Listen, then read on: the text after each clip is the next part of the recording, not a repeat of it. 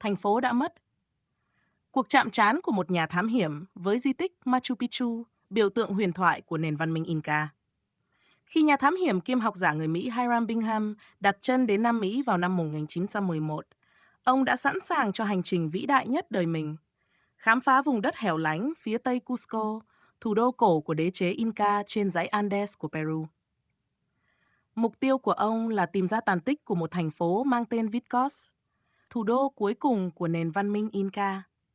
Cusco nằm trên cao nguyên ở độ cao hơn 3.000 mét, và kế hoạch của Bingham là men theo thung lũng sông Urubamba, dòng sông uốn lượn sâu xuống rừng Amazon, đi qua vùng hẻm núi và dặng núi hiểm trở. Khi Bingham và nhóm của ông bắt đầu hành trình dọc theo sông Urubamba vào cuối tháng 7, họ có một lợi thế so với những người đi trước. Một con đường vừa được khơi mở xuyên suốt hẻm núi để những kiện cao su từ rừng có thể được vận chuyển lên bằng là. Hầu như mọi lữ khách trước đó đều rời sông tại Ollantaytambo và băng qua đèo núi cao để gặp lại dòng sông ở đoạn thấp hơn, rút ngắn quãng đường, nhưng vô tình bỏ lỡ vùng đất quanh Machu Picchu. Ngày 24 tháng 7, họ đã đi được vài ngày trong hành trình xuống thung lũng. Buổi sáng trôi qua chậm chạp, Bingham cố gắng sắp xếp đủ số la cho chặng tiếp theo. Các cộng sự của ông không ai tỏ ra hứng thú leo lên ngọn đồi gần đó để xem những tàn tích mà một nông dân địa phương, Melchor Arteaga, đã kể cho họ đêm trước. Buổi sáng ẩm ướt và xám xịt khiến Bingham cũng chẳng mấy hào hứng với việc leo núi. Trong cuốn Lost City of the Incas, ông kể lại rằng mình leo lên đỉnh đồi mà không kỳ vọng sẽ tìm thấy bất cứ điều gì. Bingham mô tả hành trình tiếp cận di tích bằng giọng văn đầy hình ảnh. Khi leo lên đồi, ông liên tục nghĩ về khả năng xuất hiện loài rắn độc, có thể bật lên một khoảng dài khi săn mồi, dù trên thực tế ông không gặp con nào. Rồi cảm giác khám phá dần lớn lên khi ông lần lượt bắt gặp những thửa ruộng bậc thang chập trùng, một ngôi mộ đá, những bậc thang đồ sộ, và cuối cùng là các công trình nghi lễ hùng vĩ của Machu Picchu. Cảnh tượng như một giấc mơ khó tin, tôi như bị thôi miên trước vẻ đẹp ấy, ông viết. Tuy nhiên, cần nhớ rằng Lost City of the Incas là tác phẩm được viết sau này, vào năm 1948, nhiều năm sau chuyến đi thực tế. Các ghi chép nhật ký của ông thời đó cho thấy ông nhận ra giá trị của phát hiện này một cách rất từ tốn. Ông dành buổi chiều đo đạc kích thước vài công trình, rồi quay trở lại gặp nhóm của mình, hầu như không kể nhiều về phát hiện ấy. Lúc này Bingham chưa hề nhận ra quy mô hay tầm quan trọng của di chỉ, càng không biết rằng mình có thể làm gì với phát hiện này. Tuy vậy, không lâu sau khi trở về, ông nhận ra rằng khám phá này có thể đưa tên tuổi mình lên bản đồ lịch sử.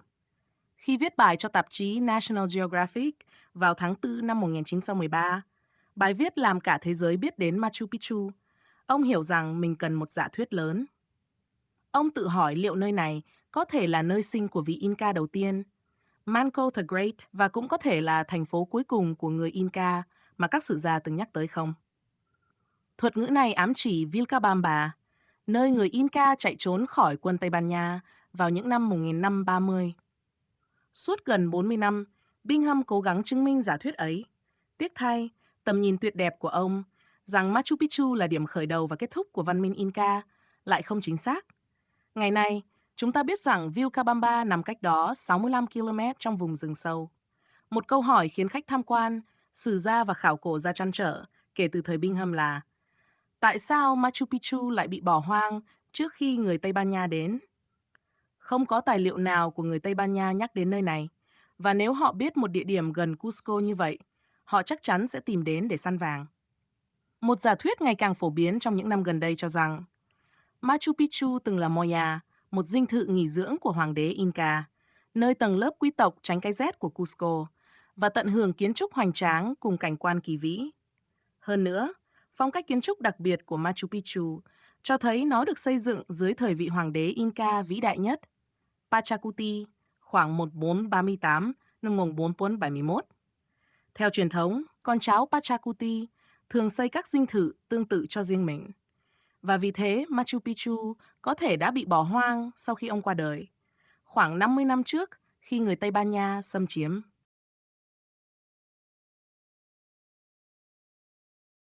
The Lost City. An explorer's encounter with the ruined city of Machu Picchu, the most famous icon of the Inca civilization. When the U.S. explorer and academic Hiram Bingham arrived in South America in 1911, he was ready for what was to be the greatest achievement of his life: the exploration of the remote hinterland to the west of Cusco, the old capital of the Inca Empire in the Andes Mountains of Peru.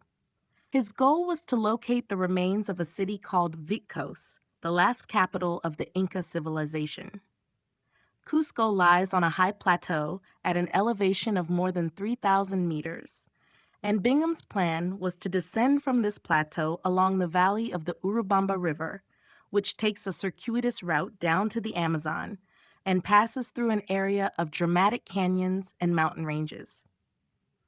When Bingham and his team set off down the Urubamba in late July, they had an advantage over travelers who had preceded them. A track had recently been blasted down the Valley Canyon to enable rubber to be brought up by mules from the jungle.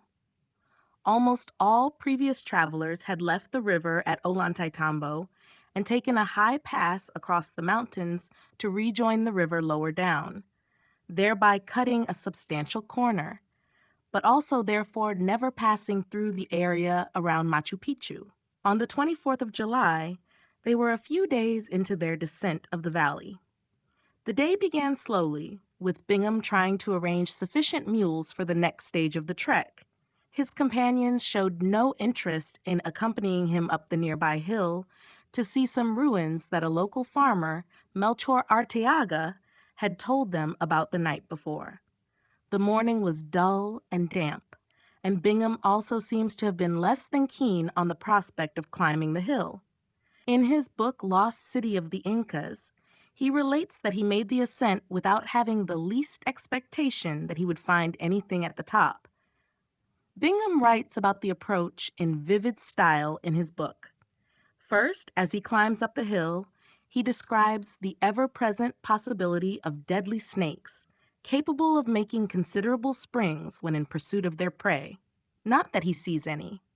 Then there's a sense of mounting discovery as he comes across great sweeps of terraces, then a mausoleum, followed by monumental staircases, and finally the grand ceremonial buildings of Machu Picchu. It seemed like an unbelievable dream. The sight held me spellbound, he wrote. We should remember, however, that Lost City of the Incas is a work of hindsight, not written until 1948, many years after his journey. His journal entries of the time reveal a much more gradual appreciation of his achievement. He spent the afternoon at the ruins, noting down the dimensions of some of the buildings, then descended and rejoined his companions, to whom he seems to have said little about his discovery.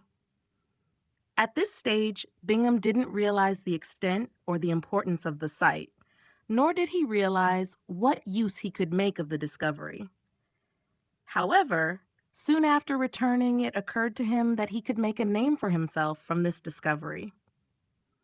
When he came to write the National Geographic magazine article that broke the story to the world in April 1913, he knew he had to produce a big idea. He wondered whether it could have been the birthplace of the very first Inca, Manco the Great, and whether it could also have been what chroniclers described as the last city of the Incas. This term refers to Vilcabamba, the settlement where the Incas had fled from Spanish invaders in the 1530s. Bingham made desperate attempts to prove this belief for nearly 40 years. Sadly, his vision of the site as both the beginning and end of the Inca civilization, while a magnificent one, is inaccurate. We now know that Vilcabamba actually lies 65 kilometers away in the depths of the jungle. One question that has perplexed visitors, historians, and archaeologists alike ever since Bingham is why the site seems to have been abandoned before the Spanish conquest. There are no references to it by any of the Spanish chroniclers, and if they had known of its existence so close to Cusco, they would certainly have come in search of gold. An idea which has gained wide acceptance over the past few years is that Machu Picchu was a moya, a country estate built by an Inca emperor to escape the cold winters of Cusco, where the elite could enjoy monumental architecture and spectacular views. Furthermore, the particular architecture of Machu Picchu suggests that it was constructed at the time of the greatest of all the Incas, the Emperor Pachacuti, c. 1438 to 71. By custom, Pachacuti's descendants built other similar estates for their own use, and so Machu Picchu would have been abandoned after his death, some 50 years before the Spanish conquest.